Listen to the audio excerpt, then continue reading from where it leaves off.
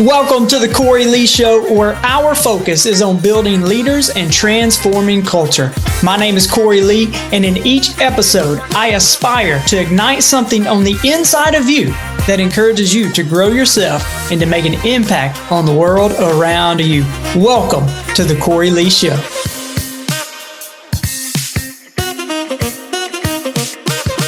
Welcome back to the Cory Lee Show. I hope you guys have your seatbelts on. It's going to be a great episode. It's going to be a great conversation. I got a friend here with me, Brett Snodgrass. Actually, Brett and I met a couple of years ago. I was on his podcast. He allowed me to come on and get the opportunity to share there. But just to kind of give you guys an idea about Brett, he is a Christ follower, a family man, entrepreneur, businessman. He's been a real estate investor for over 15 years. He's the creator of the Indie Investor and the Irondeep community. And Irondeep is a unique men's community made of risk-taking, mission-minded male business leaders. I like that. Who vow to go beyond success to fulfillment to fulfill their significant purpose in Christ. It's a band of business brothers who strive to root their identity in the Father's business and have everything else flow through that filter. I love that. And Brett, welcome to the Cory Lee Show. Thanks, Cory Lee. Man, it's an honor. Yeah, I remember you being on the podcast a couple years ago, and I loved your heart, man. Love your heart, love your Southern drawl, and let's rock and roll. I had to be honest with you, Brett, man. I try to cover that up, but it just doesn't work, so we just flow. That's all right. I like it. And yeah. It's very peaceful. So that's awesome. Well, hey, Brett, I could even tell a little bit more about your real estate investing, all that you do, but man, you're doing a lot of things. But what I love, I've been keeping up with you since we've been on the podcast together. You're not just doing things, man, you are doing impactful things. I just absolutely love that. But I would love for you to share a little bit more about your journey. Those are the things you're kind of doing now. Take us on that journey. How did you get to where you are today? Yeah, definitely. Yeah. Well, thanks again, Cory Lee, for having me on the show. Brett Snodgrass here. And like you said, I'm a husband to Karen, father of 4 beautiful children, son of the King, Christ follower for 14 years now. I gave my life to Christ when I was 30, entrepreneur, businessman. I've been flipping houses for about 17 years now. And it's been a ride. It's been awesome. So, I can take you back. Grew up middle class, parents were teachers. My 20s really were kind of horrendous. Did not follow Christ, did not follow anything except for Brett's selfish ways and kind of lived out that narcissistic life. You read about the story that Nolan Banks in The Secret War Within, the book that we just put out. A lot of that, addictions, going through all those different things. And then finally ended up coming to Christ when I was 30 years old and been following him for 14 years now. And I just felt like this calling of the Lord to impact men's lives, because I've had men come alongside me and mentor me throughout my journey. So I've just been called to impact men's lives, and I've been in the business entrepreneurial community for 17 years now, especially real estate guys. And I just saw, again, some of the things that I was kind of facing. They're chasing, they're searching, they're trying to find fulfillment. They're trying to be rich and build wealth and have financial freedom. And then a lot of them are missing it. And some of their private lives are broken, and some of the inner turmoil and battle they never want to talk about. Exterior, they're have it all together. Interior, they're dying. So I just felt this calling to impact men in that particular community, which is a very difficult community because, again, on the outside, they have it all together. They don't take their masks off very easily.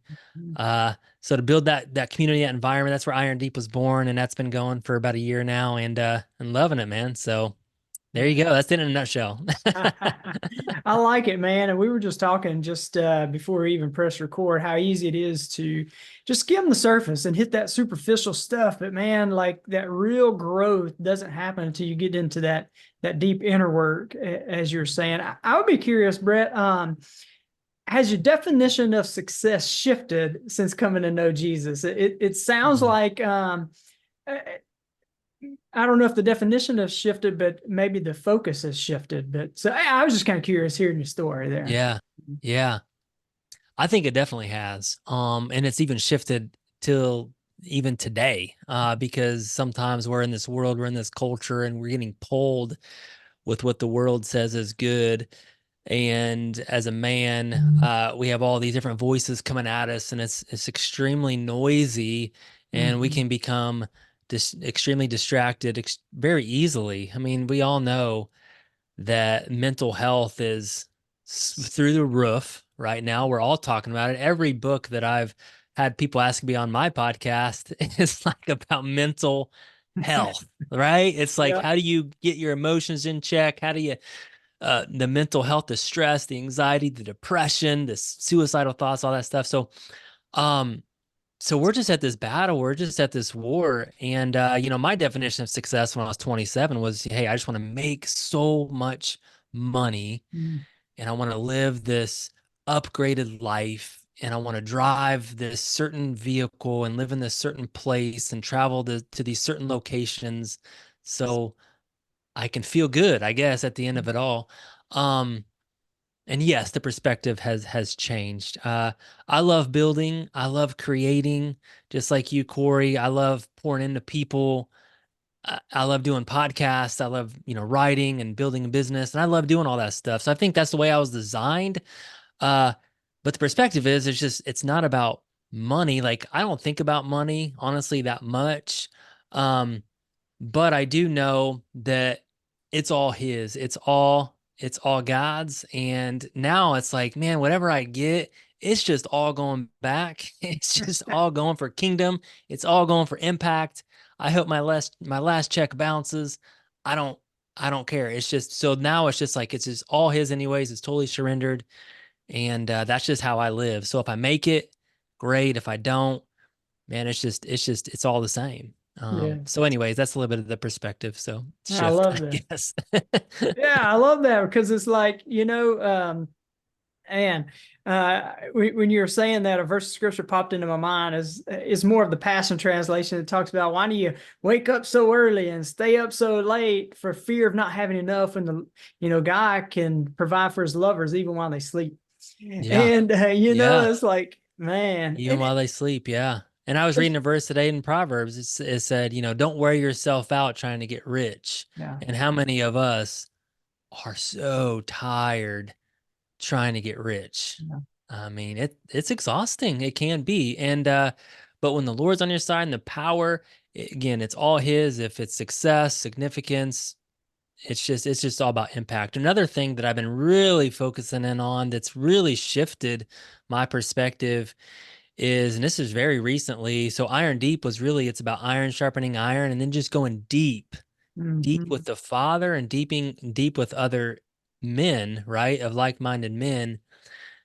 But we're a culture and a world that loves to go wide. We want so many people to like us, to follow us, to read our book, to buy this, to get on the stage, to speak in front of 2,000 people, to have, hundreds of thousands of followers on podcasts, listens, whatever it looks like. We're so wide and we never can go deep with anybody. So like my focus has been like, man, I just want to go deep with a few individuals. What if I just said, hey, I wrote the book, great, but what if I could go deep with a few individuals and impact just a few people?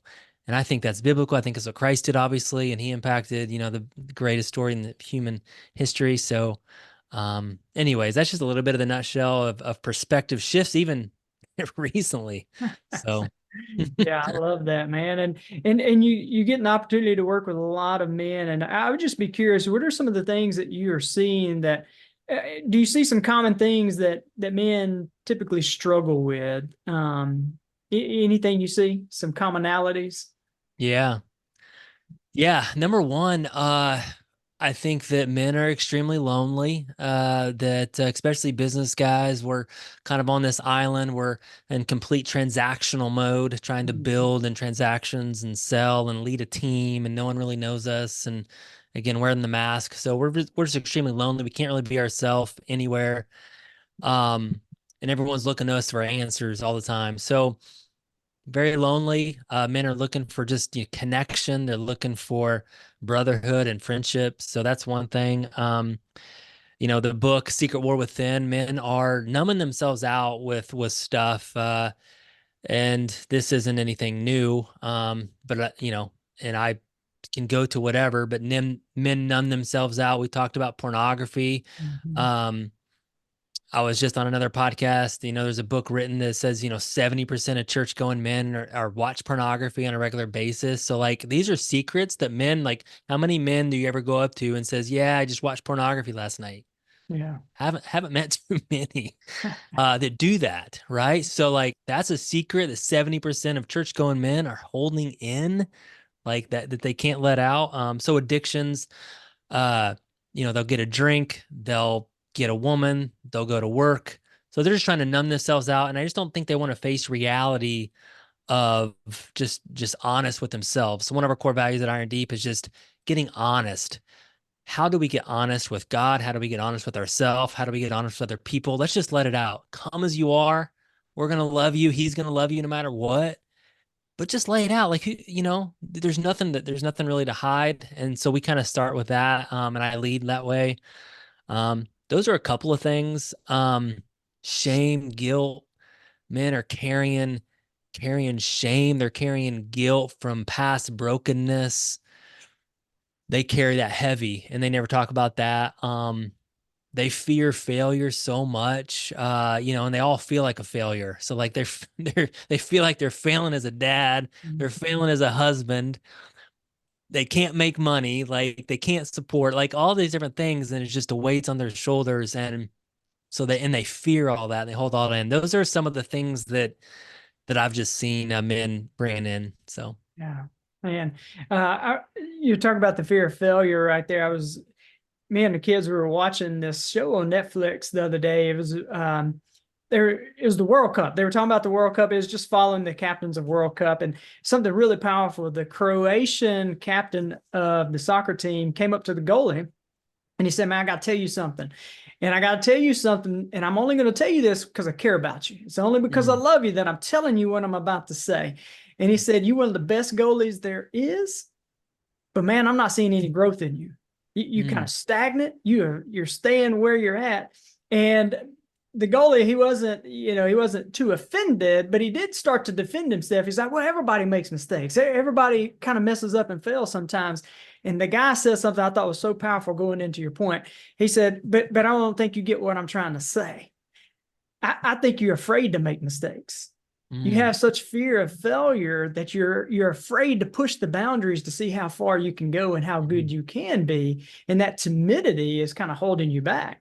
And I just thought that was so profound, and having that fear of failure, how can hold us back, man. That's good. Yeah, no, definitely. It kind of reminded me of you think of these young entrepreneurs and we're ruthless. We got nothing to lose. Let's just roll the dice. Let's go, right? And then we get to a certain point. We've made money now. We have money. We're successful, and it's like now we get afraid to lose it.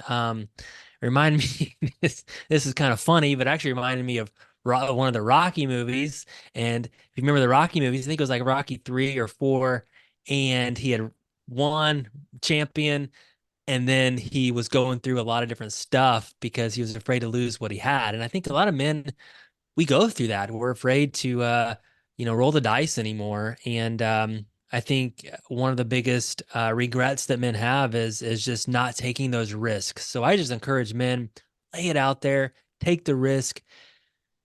And a lot of the stuff that I've done, it's very uncomfortable. Writing that book, I mean, that's probably one of the most uncomfortable things that I've done, just because in my thoughts, I worried for 8 months, 9 months, 10 months. What are people going to think? What are people going to think when they read this? What's my mother-in-law going to think when she reads this book? But that's okay. Let's take the risk. Let's roll the dice. And I think, it pays off. If it impacts just one person, it's just totally worth it. So. Yeah. So I want to talk about the book a little bit. I got it right here with me, The Secret War Within, and I like man. It's just so well written. It really is. I'm not just saying that because you're on a podcast and trying to pump you up, but it's an allegory. I want to read something from the very back of it, and then I want to jump into something in the first 2 chapters there. And this is what it says on the back: "In a brutally honest and introspective look into the hidden recesses of a man's heart, what you do is you reveal the perils of self-destruction while offering a hopeful path to redemption, portraying unforgettable characters as metaphors of the Trinity in the expedition into the human soul. And really, you talk about the regenerative power of God, and you kind of set it up with this allegory of this gentleman and this man. He's at work, and it's time to go home, but he decides to stay there, and there's nobody there. And this is what he does. It says that he needs to release a lot of pressure. And so you put, I mean, you're writing this, right? And you thinking, Yeah. I just, now that you say that, your mother-in-law, oh man, what if she reads Yeah. this, right? And so he closes the blinds, he returns to his MacBook, where he quickly pulled up the secret chambers of his desktop, which were filled with pornographic sites, filled with women who would say yes and never reject him. He knew what he was doing wasn't right, but at least he wasn't really cheating on his wife. At least he wasn't cheating, right? It's not a big deal. Lots of guys do this. And then at the last paragraph, it says, I need this to help me chill out, and I'm a better leader when I don't feel so stressed. And when I read that, I think about, and I've talked to a lot of men and women, honestly, who justify pornography for these reasons, right? Well, I need to release some things. Everybody else does it.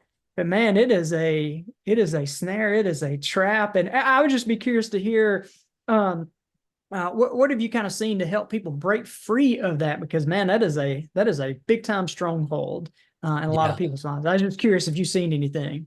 Yeah. I mean, I think it just all boils down to just becoming aware that it is a secret chamber, it's a secret trap, it's the adulteress, it's a very sly way to get into a man's heart, very destructive. We did a podcast the other day about sex, and I talked about like sex is like a fire. Like it can be the most beautiful thing, the most God designed thing that God designed sex. And it could be the most beautiful thing, most intimate thing between a man and a woman within the context, the way he created it within marriage. Or it could be the most destructive thing in the entire world that could take a man down, snare him, break his family, his marriage, his kids, his relationships, totally destroy his life. And it's the same thing. And that's what pornography does. I mean, it is a destructive snare, a trap, a lie. And you know, the way we wrote the book is most men, it's almost like it's an insecurity issue. It's because they don't want to face rejection. Like, let's say they're married. They don't want to put in the effort to possibly be rejected. They're very selfish at that particular moment. So they want what they want, and they want it right now, and they don't want to get rejected. So they're going to go to a place that they don't feel rejected. And it's destructive, and it builds distance. I mean, just the power of Christ in it. Seek first the kingdom of God. I mean, that's the only thing. Be filled with the Spirit. When you're filled with the Spirit and you're going to that, and you have peace and joy, you don't need the numbness of pornography. You don't need the escape, because you're in reality, and reality's good. Like the Spirit of God is good. He's a good Father. And when you're in that, you don't need it. So my comment is, go spend time with the Father. Seek him first. Seek him, he will be found. Like, knock at his door, he will answer. Like, you have to do that. That will release you from the bondage. I don't know any other way. I mean, you can try the different tricks and tips, but that's the way. And then getting around other brothers that think the same thing and say, let's go. Let's do it. Let's be pure men of God. Yeah. Man, I love that, man. And I don't know if I've even shared this on a podcast. Obviously, I've talked with my wife and the other men, but I don't know if I've shared it on the podcast. So definitely something. You mentioned 70% of even church-going people, men, struggle with that. And for me, it was definitely something that I had struggled with. But in the culture I was in, kind of like where you wrote it, well, that's what everybody does. What, you know, you don't do that. What is that, right? And so I found myself in the cycle. And I love what you said. I think it definitely starts with and continues by sitting in the presence of the Lord, because he begins to change those taste buds, right? He begins to change that. But the reason I'm sharing this is I remember one day I was on one of those sites several years ago. And as I was watching this stuff, the Lord popped he spoke to me as I'm Mm, watching this, right? mm, He said, "You see that lady right there?" mm, He said, "That young lady right there, you'll never see her through the eyes that I see her, through the eyes that you're looking, through the eyes of lust. You'll never look upon her through the eyes of love. mm, Like if you saw mm, her out and about, you would never look at her through the lens of love. You'd only mhm. see her through the lens of lust." And what he was trying to show to me, and over, man, just by his grace, he started showing me that people are not objects. Yeah, And then when I yeah, look at people like that, I'm looking at them as objects instead of yeah, people of value who he yeah, desires a relationship with. And so, yeah, man, he started breaking me of that. But it starts, I think, exactly what you said of spending time in the presence. yeah. Hey guys, I hope you are enjoying this episode of the Cory Lee Show. Y'all, I am on a mission to build leaders and to transform culture. So if you're looking for a speaker who speaks directly to the heart, a mentor to come alongside you and your team, or if you're in a position where you're looking for a personal coach who embraces where you are and also believes in who you could become, then I would be honored to walk this path with you. Simply reach out to me on my email at Cory@CoryLeeLeadership.com. Look, let's make your vision a reality. Contact me, and together we'll navigate the path from aspiration to achievement. Your transformation, it starts now. And I Yeah. think you said exactly right. I mean, one of the things that I try to do when you're spending time in the Father's presence, maybe you will see through His eyes how He sees certain people, and when you do, if you can do that, it just changes the game. I mean, you see people for who for humans, and it just changes the game for it all. You don't see them as objects anymore. I love what you said about the taste buds, though. It's kind of like, you got to break to break the habits. Like if I'm eating donuts every day. I mean, I'm craving donuts, like I'm just craving donuts. I'm craving sugar. I'm all that. Same thing with pornography. If you're watching it and you can starve it. But if I start eating healthy, if I start living healthy and I start eating healthy, what do I crave? I crave healthy Mm, relationships. I crave a healthiness. yeah. So you start off doing something, I guess, spending time. Talking about it, maybe. I think maybe start there. You're just getting honest and talking about it, I think is maybe a good start. Yeah, I totally agree. And I'll move on from that because here in just a second. But what you said right there was really what broke me from that. So in that journey, I remember praying one morning, and he's like, "You got to confess it." And I was like, "Oh no, Mhm, anything but that, right? Like, mhm. can't I just confess it to you? Because I've done that, and can't you just Right. wave your magic wand and forget about it?" And this is what he said to me, Brett. He said, "Oh, I have, but you haven't. You're still like hanging on to some of that guilt and resentment, Mhm, and it's affecting areas of your life. And if you want that going, you got to confess it."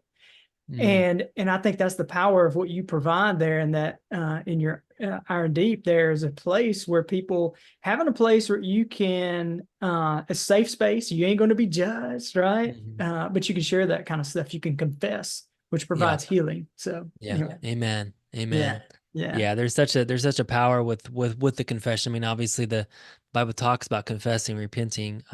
Such a power just to kind of developing that space to be able to talk freely about it. Like, our space is like, yeah, like I mean, I'm really struggling with porn, for example, and you just don't hear that out, right? But it's more just a conversation. Like it's you know. Anyways, that's just yeah. Thank you so much for bringing it up, though. yeah, absolutely, man. And one other thing I wanted to ask you about in your book, because man, as I was reading, you know, when you've experienced something that you kind of regret, it kind of hits you in the gut, and you're like, oh, you feel a little crunchy about it. You're writing about this gentleman's got kids, and he kind of yells at his daughter because she's interrupting his football game. He's trying to Mhm, do something, and she's trying to get his attention. And it hit me. I've become aware of this now, but pretty much all the times that I have gotten really upset at my kids, it was out of my own desire. I wanted something, and they were interrupting the thing I wanted. It was a selfish something. And yeah, I was just curious, when you were writing that, were you kind of thinking along those lines, or what were you thinking when you wrote some of that? yeah. Yeah, same thing. I mean, most of the times when I get upset at my kids, if I yell at my kids, or it's just some sort of selfish desire, daddy's working or daddy's watching or daddy's doesn't want to deal with you. Mm, yeah. Right? You're annoying me because you're interrupting daddy's selfish distraction. Like, so it's one of those things. It's just like, God created us to be fathers. If he's blessed you with a child, hey, let's go. Let's do that. Let's lead well. And we're not going to be perfect at it, but and I'm definitely not perfect at it. But but the kids just want you. I mean, they just want you. They don't want anything big. They don't want your gifts. They don't want all your money. They just want you. They just want your presence. The father's voice is so powerful in the family. Another statistic, don't, quote me on the exact statistics, but it says, like if the man comes to Christ, 75 to 80% of the time, the other family has a great chance to come to Christ versus the woman. So even if you think that the kids aren't listening, your voice is so powerful. Um, and your yells are not. Your yells are not powerful. So it's this comes from my own life, right? I mean, these things come from my own life, my own regrets. Where like, kids just wanted me to chase them around. They just want to be with me. They just want to sit on my lap. They want to shut my computer because they just want to be there.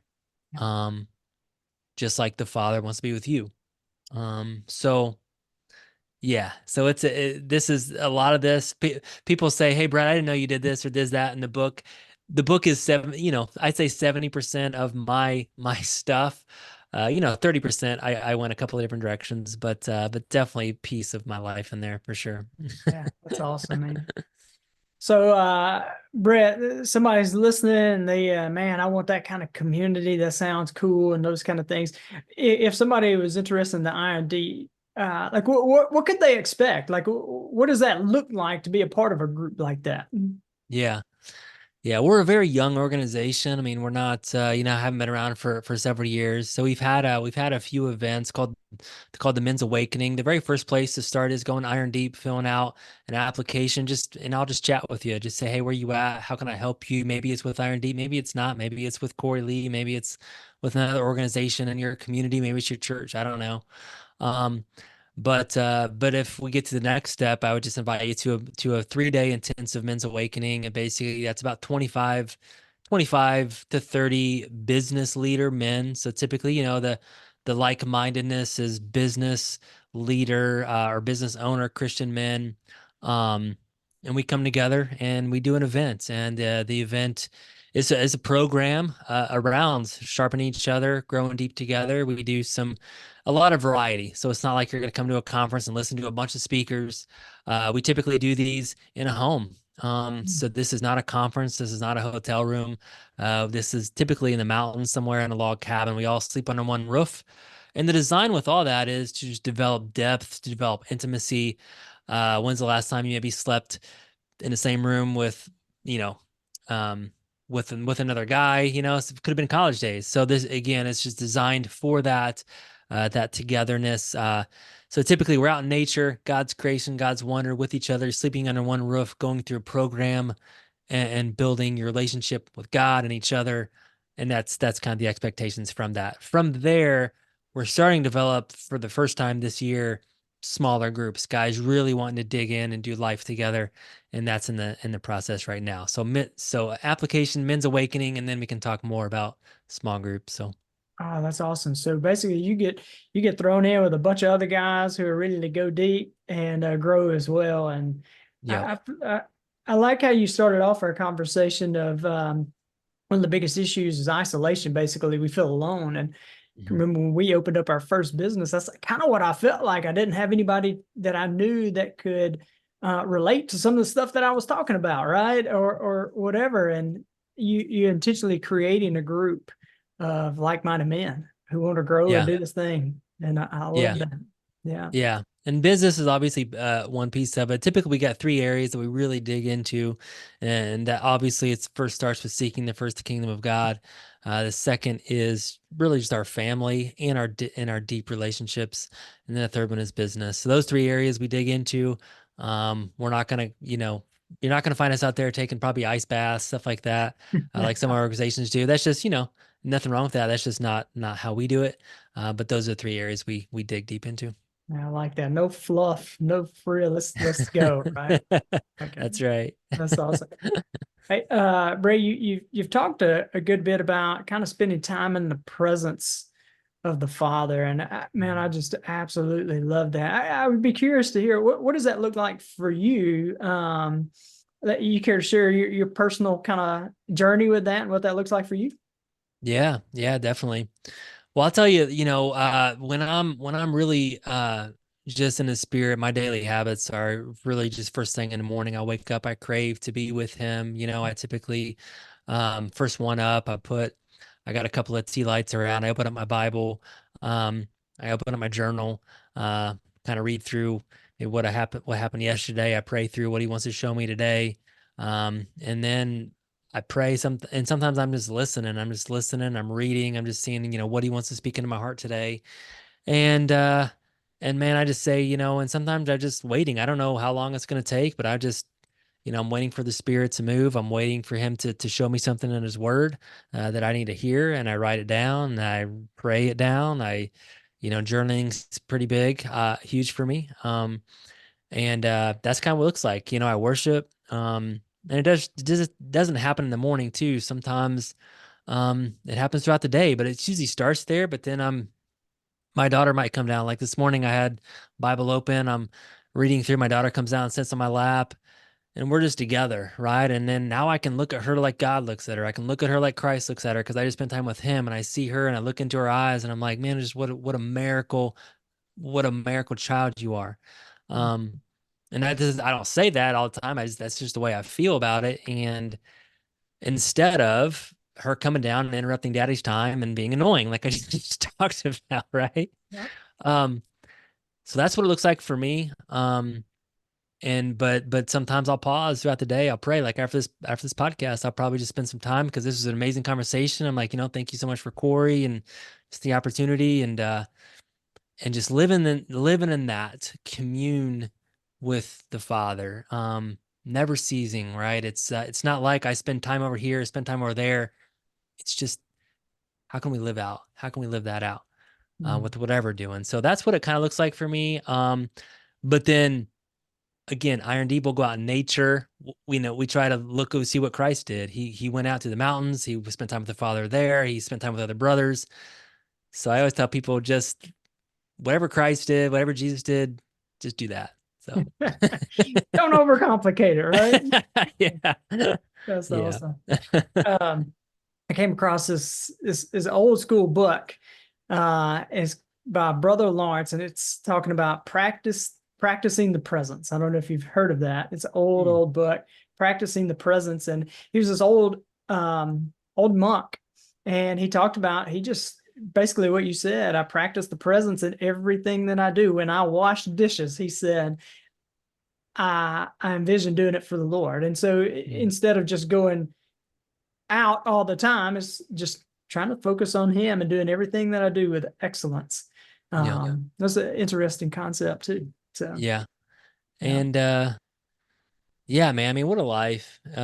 What a life to live that out. And I am not perfect by any means with it all. And I go through my weeks and weeks in, weeks out, and I go through my pity party sometimes, but man, what a life I can go through just a day of just spending time with Father, just being in the Spirit and having the fruits of the Spirit. You talk about the fruits of the Spirit, joy, peace, love, self-control, like all that stuff. It's just like, man, what a life. And the cool thing is circumstances don't matter Yep.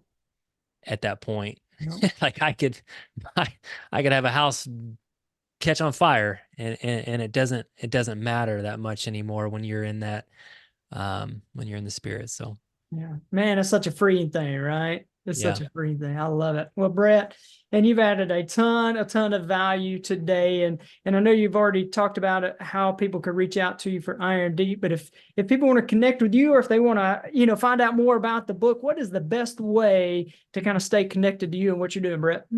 Yeah, no, thank you so much, Cory, for having me on the podcast today. Appreciate it. Number one, check out irondeep.com. That's iron, deep.com. My email is Brett, BRETT, at irondeep.com. The book's on there. The podcast is on there. Our retreats and events are on there.